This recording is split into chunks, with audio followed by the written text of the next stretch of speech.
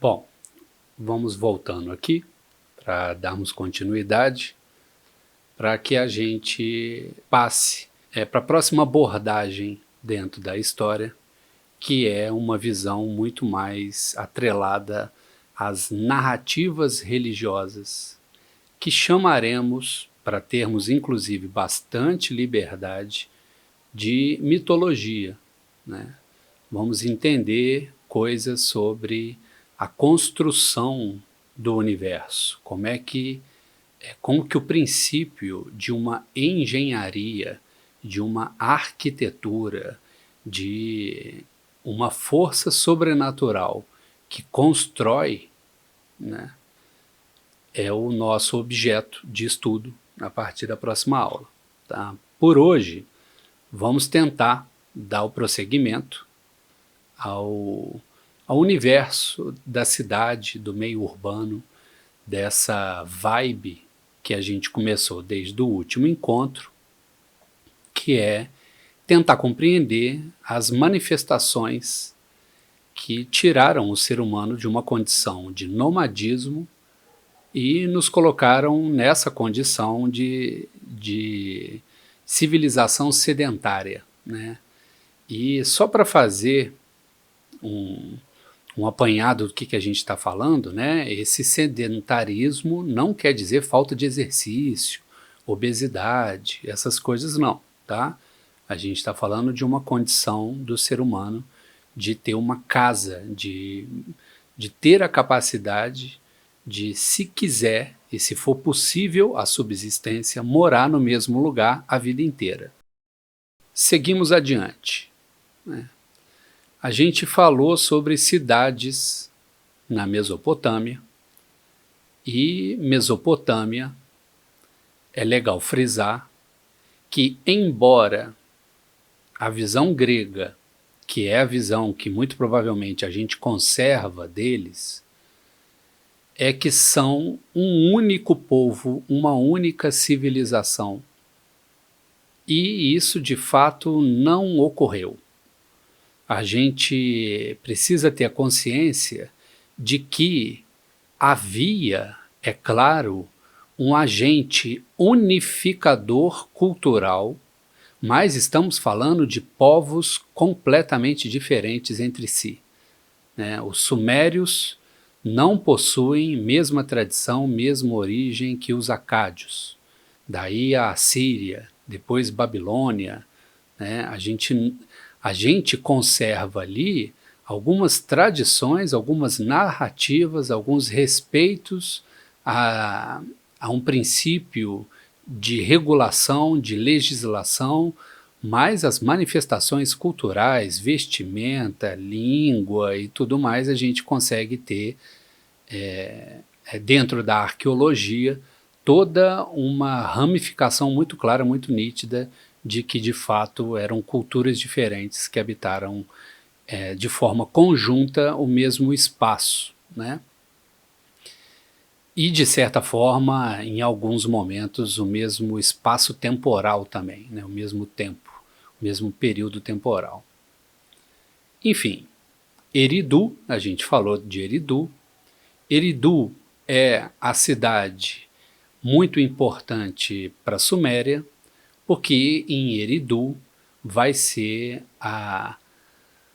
o local aonde haverá um culto ao deus Enki, um deus muito ligado aos oceanos, ao mar, ao rio, né, às águas. Então a gente lembra que, se estamos falando de uma população que precisou desenvolver uma tecnologia, uma engenharia, uma arquitetura, uma capacidade de convivência social, acordo, aliança, para dominar as águas, muito provavelmente uma das divindades mais importantes para esse povo vai ser uma espécie de Aquaman, uma espécie de Namor, príncipe submarino, né? Um filho da divindade superior que possui as suas forças dentro d'água, e de uma certa forma se a água encontra com a terra, dentro da terra também. né? Na aula que vem a gente vai ver que ele vai medir força com o irmão que controla os ares, né? O céu e tudo mais, que é o Enlil. Estamos falando de Enki em Eridu e Enlil, que é o seu irmão, ambos filhos de Anu, o pai do céu, que habita o céu. Não podemos dissociar o processo civilizatório de uma constituição, de uma unificação, de uma amálgama, né, se assim a gente pode dizer, que vai dar uma cimentada nessa galera que, por tendência, deveria se dispersar. Existe alguma coisa que vai além disso tudo, né, que diz respeito a esse universo religioso, que vai se manter perene por diferentes civilizações que vão ocupar a mesma localidade, que vai, de uma certa forma, congregar, vai acabar justificando atitudes de seres humanos, né, que vão falar em nome das divindades, para que aquilo que foi dito seja mais aceito por toda a sociedade. Então, a gente começa a ver uma outra forma de domínio. A gente agora vai dominar a própria sociedade para que a sociedade permaneça coesa o maior tempo possível, para que a gente consiga outros objetivos, né? Sempre em um princípio de contínua expansão. Expansão militar, expansão econômica, expansão cultural, né? A gente vai sempre ampliando, ampliando, ampliando. Eu falo a gente numa condição de ser humano, né? Enfim, depois a gente vai ter outro tipo de cidade, né, muito importante, que é Uruk, aonde vai ser a terra de um personagem da história da semana que vem, que é Gilgamesh, ou Gilgamesh, o rei que não queria morrer. A gente está falando de um rei, palavra rei vem do latim rex, exatamente igual o dinossauro que você está pensando agora, e rex quer dizer, então, esse cargo ocupado de rei. Na Mesopotâmia, o rei era chamado de Lugal. Show de bola? A gente não vai ter que decorar nada disso, é só curiosidade. O Wikipédia aí da nossa aula é só para a gente dar uma recheada de informações aqui. Show? Então, em companhia ao Lugal, ao cara que governa, que tem autoridade, que tem poder de governança, a gente vai ter uma figura chamada de Ensi. Ensi. O Ensi é como se fosse o pastor, o padre, né? Aquela pessoa que vai interceder entre a divindade e a humanidade. Aquela pessoa que, por exemplo, vai ser tida perante os pares de ser mais inteligente, de ter uma capacidade diferenciada, um raciocínio, né? Então é alguém que usa o intelecto e como estamos num passado bem remoto em termos de civilização, assim, né? 3.000 anos antes de Cristo não é pouco tempo, né? Tem tempo pra caramba isso dali. Mas a gente consegue entender que hoje nossas explicações se dão por outros fenômenos, outras possibilidades epistemológicas, né? Ou seja, a nossa forma de compreensão, de aprendizado, de conhecimento é de uma outra forma estruturada.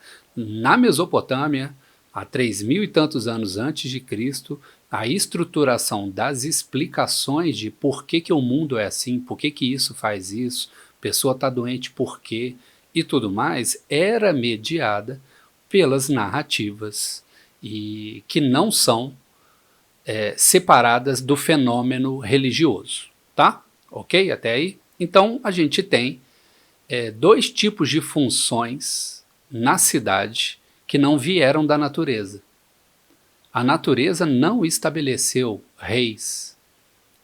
A natureza não estabeleceu padres, xamãs, gurus ali. Isso é uma função. Aí você me fala assim, professor, você está querendo dizer que isso só existiu na cidade? De jeito nenhum, né? No período do nomadismo também, você tem aquele tipo de centralização do poder, você tem aquele guia espiritual, né? Tô falando no masculino, mas a gente vai entender isso tanto no masculino como no feminino, dependendo do tipo de cultura aonde a gente quer se inserir. Mas na cidade, um cargo, esse cargo ocupado vai assim, criar uma diferença social que a gente vai entender por casta, as castas. Então a casta real, quem é da família do rei, vai ser mais importante, vai ter mais privilégio, vai ter comida mais farta, vai ter as melhores roupas, vai casar sempre com alguém muito mais interessante, vai ter todos os benefícios. Depois dessa casta, desse agrupamento de pessoas que tem ligação sanguínea, de parentesco, você tem os ense, né? Você vai ter o clero ali, que vai ter um privilégio, que não é o privilégio principal da família real, é um privilégio secundário ali, mas ainda assim não os colocam na massa da população que vai vir logo embaixo, que aí entra todo mundo, né? De pedreiro a padeiro, ferreiro, artista, prostituta, mercenário, nossa, qualquer tipo de emprego que não seja essas duas, né, essas duas classes ali, eu não posso falar classe porque classe é uma relação do século XIX, né, mesmo assim, mas a gente está falando classe para você talvez entender o significado disso, dessa casta, dessa faixa social notoriamente identificada, né? Essas identificações ocorrem muito pelos vestígios que sobraram, que a arqueologia acabou descobrindo, né? E chegaremos aí então aos túmulos. Porque o túmulo de alguém importante na sociedade ou que gozasse de um privilégio socioeconômico diferenciado é o que muito provavelmente ficou em evidência, né? Conseguiu inserir o resto mortal dentro de uma arquitetura gigantesca, né?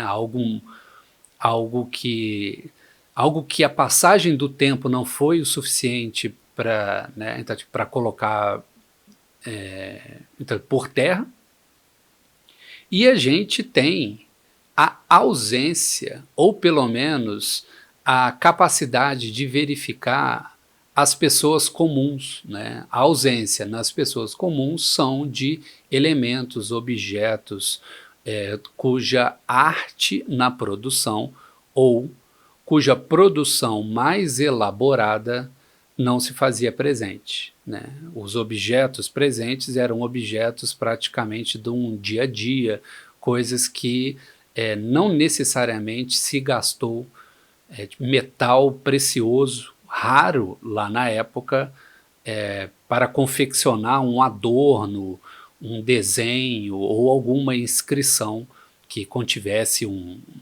uma poção mágica, né, um dito mágico, um feitiço, aí, inclusive para preservar a vida após a morte. Então, a gente tem esses vestígios hoje em dia, e é a partir disso que a gente vai montando um quebra-cabeça que, de certa forma, é super interessante a gente dizer que está aberto.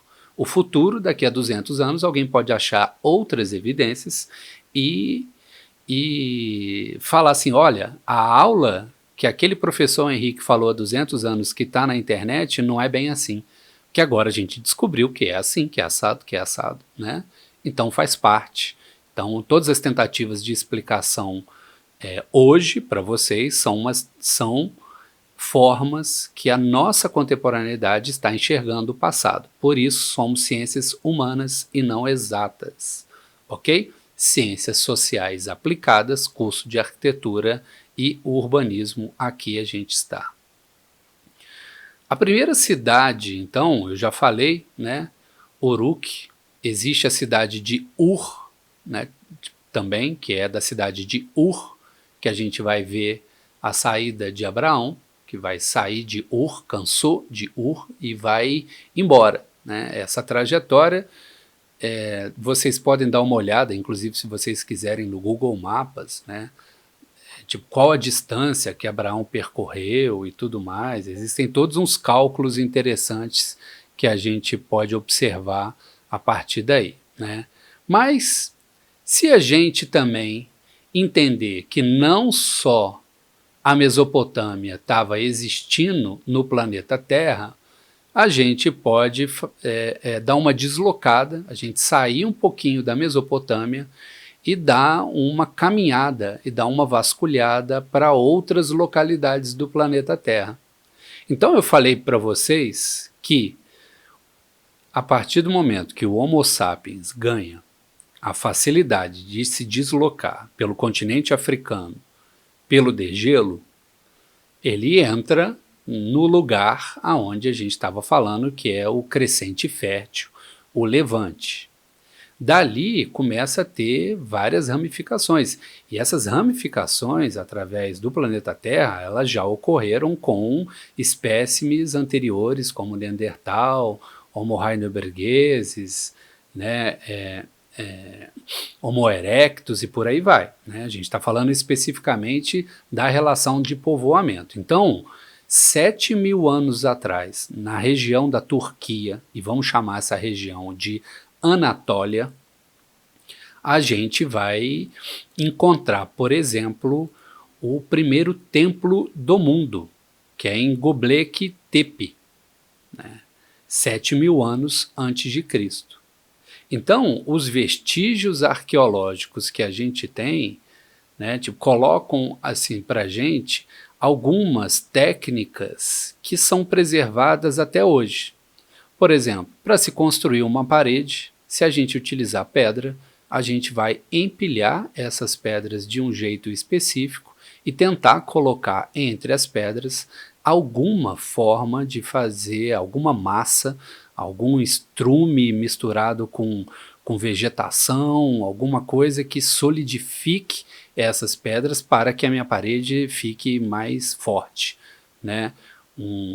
Várias pedras, então, e tornar essa parede mais grossa é um fundamento, né? A gente precisa disso. Só que, de vez em quando, se a parede ficar muito alta, ela pode cair.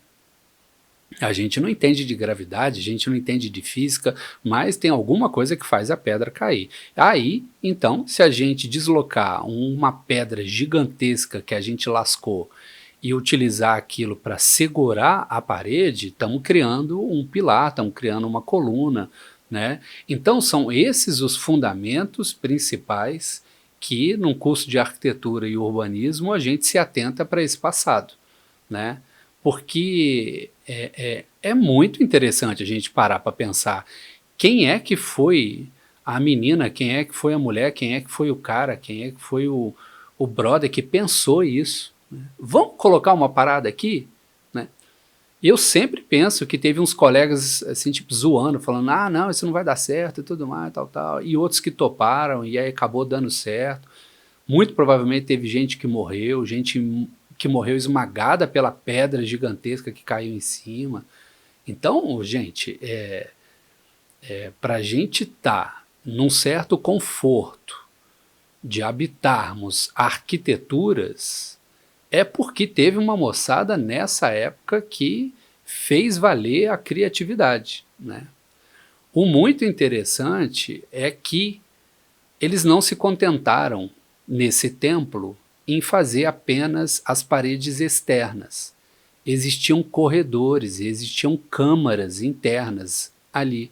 É quase como se fosse um mini labirinto, tá? Então, Göbekli Tepe, tá? A gente tem algumas habitações dessa região, e aí a gente chama isso de Çatalhöyük, em 6.000 anos antes de Cristo, que são as casas subterrâneas, tá? Que elas são buracos feitos no chão. Então lembra do Hobbit lá, o do Senhor dos Anéis, que morava dentro de um buraco? Então, a gente tem alguns vestígios de casa que, né, que foram escavadas e a gente entrava pelo teto, entrava por orifícios, né, no alto lá da parede. Essas casas, elas nem sempre elas ficavam completamente enterradas. Às vezes elas estavam em um relevo, aonde possui declive, mais aclive, né? Então, deixando com que a casa ficasse parcialmente subterrânea. E aí a gente consegue ver que se eu tenho uma casa subterrânea, né, pelos vestígios que a gente encontrou, eu consigo entrar na casa apenas se eu utilizar uma ferramenta que a gente vai entender que podem ser 2 pedaços de pau grandes com vários pedaços de pau pequenininho, né, amarrados de uma certa forma, que esse monte de pau amarrado criasse o que hoje a gente chama de escada. A criação da escada. Então, encontrar uma escada dentro de um assentamento arqueológico, aonde as casas ninguém encontra porta nenhuma, as evidências começam a sugerir o uso da terra, né, como local de abrigo. Se a gente parar para pensar na possibilidade do terreno ser muito quente, né, então que o clima da região ser muito quente, habitar embaixo da terra é um princípio de conforto térmico também. O legal disso tudo é que o sítio arqueológico do primeiro templo do mundo, de Göbekli Tepe, ele por si só é um projeto de arquitetura. Então, se a gente pegar a contemporaneidade, como é que o nosso tempo contemporâneo está conversando com esse passado remoto, né? A gente não vai deixar isso virar um estacionamento.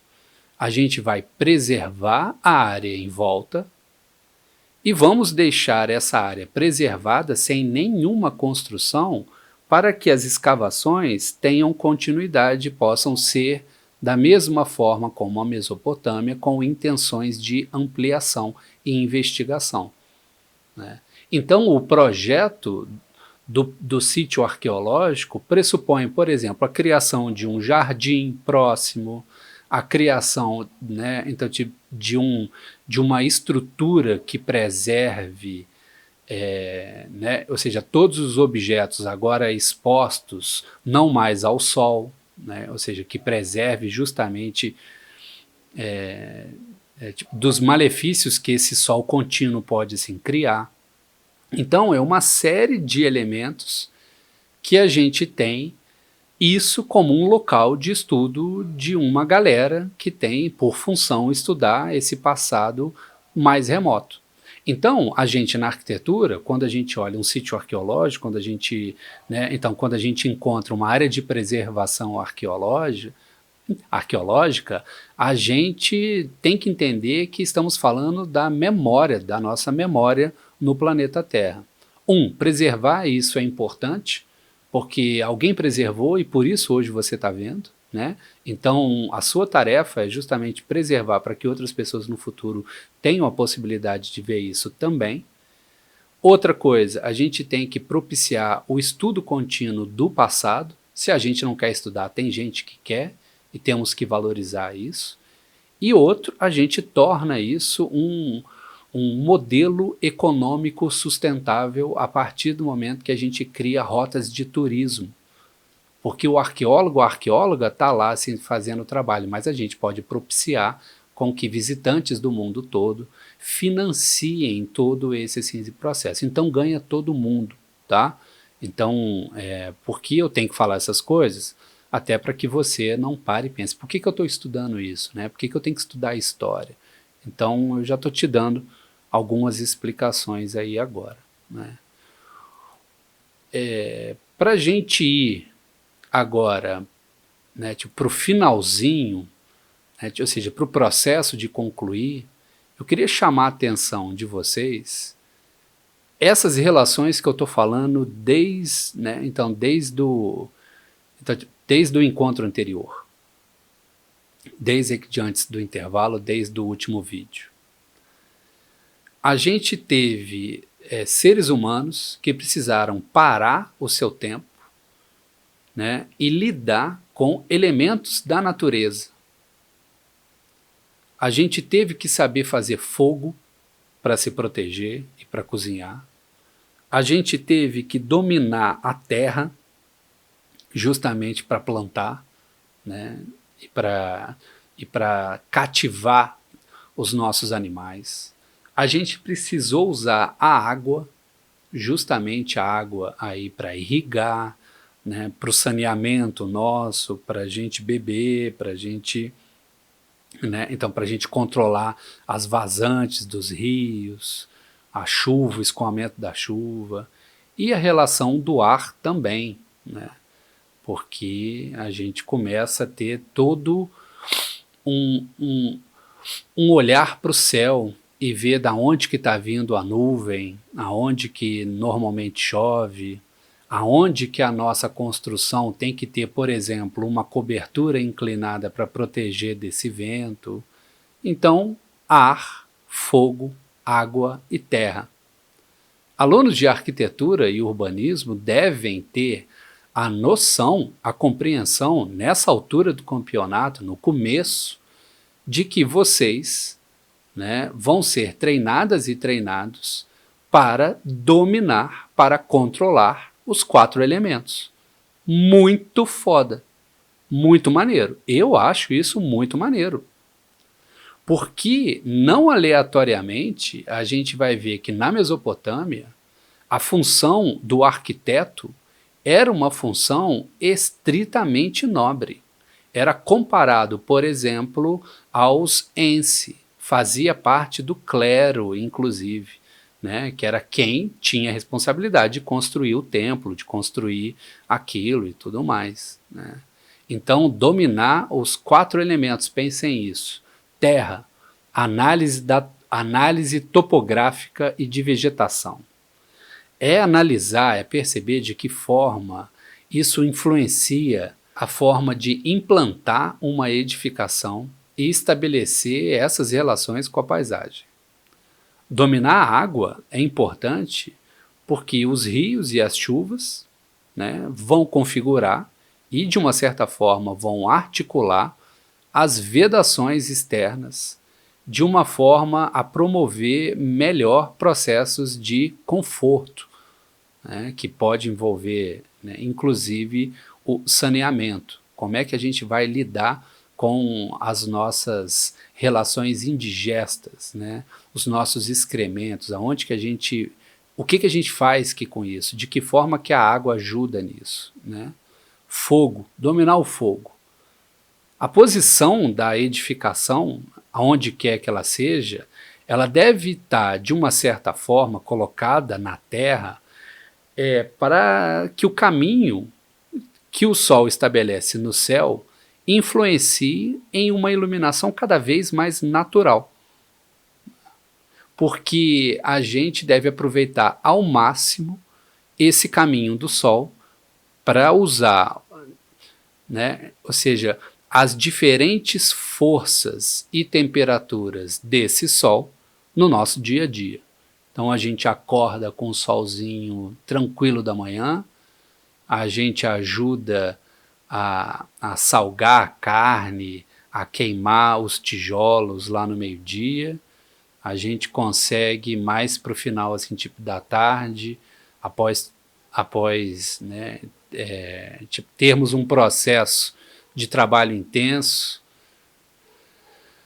a gente tomar um banhozinho bonitinho e todo cheiroso, ficar se aquecendo nessa luzinha. Então o domínio do fogo é o domínio do fogo mesmo, que a gente vai fazer os metais, a gente cria a olaria, mas também é esse fogo que habita os céus, tá? Que é o Sol.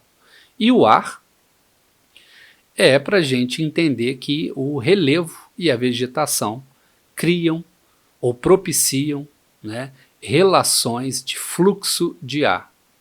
Então a gente construindo, a gente plantando algumas coisas aqui, modifica, cria barreiras e tudo mais. Então aberturas e barreiras de ventilação, né, vão ajudar também, por exemplo, no escoamento de água da chuva. Então é muito interessante essa parte, né? Então da onde a gente começa? Porque não aleatoriamente a gente estuda isso na arquitetura. Se você está ouvindo esse vídeo pela internet, mas você também é de um curso de arquitetura, e você está no começo desse curso, a sua passagem, o seu modelo de compreensão é similar ao da Mesopotâmia, ao da Anatólia, né? Você não sabe as coisas, você não sabe como faz, você não sabe como projeta, você não tem a noção, né? Você vai ter que testar, você vai ter que ver, você vai ter que entender. Aqui a gente está economizando um tempo grande na sua vida, porque você ia precisar talvez de anos para você ter essa percepção da terra, da água, do fogo e do ar. Aqui a gente diz, ó, galerinha, acorda, entrou nessa faculdade, quer trabalhar com arquitetura, começou um projeto na cidade onde é que você mora, não tem o que fazer, vai lá analisar o terreno. Analisou o terreno, tenta entender aonde que está o norte, porque você vai entender aonde que está o percurso do Sol. Percebe quais são os ventos incidentes ali, porque muito provavelmente você vai ter uma noção da circulação dessa água quando chover. Ponto. É a partir desse momento que todo um projeto da arquitetura, do paisagismo, do urbanismo começa a ser estruturado. Porque, né, é assim, de que forma que eu vou dominar essa natureza para modificar essa paisagem? Assim a gente começa essa aula 1, né, de arquitetura e urbanismo dentro da história das cidades, história da arquitetura e história das artes, tá? O que eu quero sim chamar a atenção para o próximo encontro, e aí é muito legal, é que vocês vão acabar percebendo uma similaridade, uma proximidade. Em outras palavras, a gente vai entender algo muito próximo da construção de um RPG, né? RPG, um jogo de interpretação, onde existem personagens que desempenham funções específicas dentro de uma narrativa, dentro de uma história. Normalmente o RPG não tem um início específico, né? Os personagens já possuem uma história e por um motivo fortuito se encontram, né? Porque precisam se encontrar. Porque a aventura do RPG é uma aventura que se dá em grupo, né? Então precisa ter algum evento para congregar essas pessoas e essas pessoas desempenharem seus papéis na história passada por alguém, um narrador que não faz parte em si, mas ao mesmo tempo é quem inventa as histórias. A gente chama isso de mestre do jogo, e esse mestre do jogo terá uma função muito própria dos profetas e dos criadores de narrativa das religiões. Os personagens, as personagens são deusas, deuses, semideuses, filhos de deusas, filhos de deuses, né, pares românticos, interesses românticos das deusas e dos deuses. E essa treta que começa a rolar no processo da convivência entre os deuses vai ser uma forma que as civilizações do passado se utilizarão para modelar, né, para domesticar aquilo que a gente chama de moral ética, né, que é por que você faz isso e aquilo que você faz, né, perante a sociedade é julgado como digno, como bom, ou é indigno, ou é mal. Você é bom, você é mal. A sua ação é boa, a sua ação é má. Você leva uma vida boa, você leva uma vida má. Então, essas peculiaridades a gente vai encontrar, né, no próximo encontro, que a gente passa a discutir um pouco mais sobre os meandros da civilização pela ótica religiosa, tá? Vamos entender divindades antropomórficas, que têm corpos humanos, antropo, humano, né? Morfos, forma humana, e outras entidades que representam forças da natureza. Uma divindade que é o caos, uma divindade que é o ar, uma divindade que é o sol, né? Coisas aí que começam na Mesopotâmia, depois a gente, muito provavelmente, já na próxima aula a gente está, né, entrando com um pezinho todo delicado no Egito, que também tem personagens super interessantes. Eu agradeço a presença de todo mundo, agradeço também a paciência de me ouvir até agora e vamos então para um próximo encontro. Valeu, até lá!